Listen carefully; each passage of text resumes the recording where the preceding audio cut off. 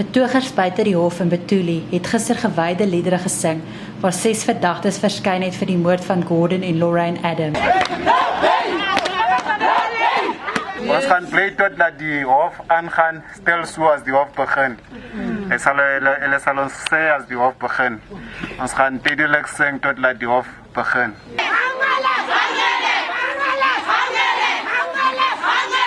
Ons is 'n baie klein gemeenskapie en ons staan baie na mekaar. In die stede word daar elke uur omtrent iemand doodgemaak, maar dit pla die mense nie so baie nie.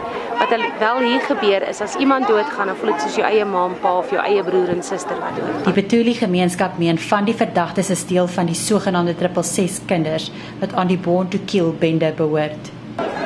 666 die mense wat die mense se plat vreet. Hulle vreet ook kaarte soos iets van soos honde. Is hulle bende of wat? Ek weet nie wat voor soort mense dit is, maar as die mense wat met die bloed behoort. Is daai kinders wat hulle gevang het mense van 666? Ja, is mense van 666. Is 'n groep van hulle.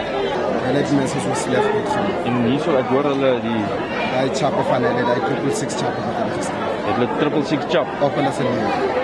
Op hulle? Op hulle se lewe, se arms. Hulle was baie uitgesproke oor hulle geloof gewees.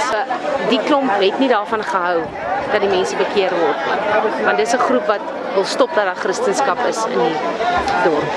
En daar is 'n groot Christendom gevoel tussen die hele klomp.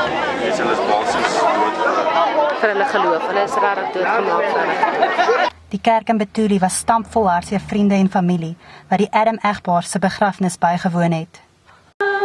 Talk to me, like you spoke so tenderly, when you talked, when you walked by the sea.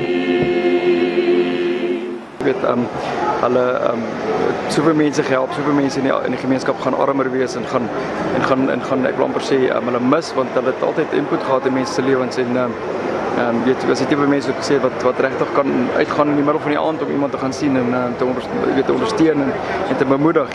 Niemand wou dit gehad het soos dit was nie. Maar ons het 'n totale vrede in ons harte. Die beskuldigdes verskyn Woensdag in die hof waar hulle waarskynlik verborgtog sal aansoek doen.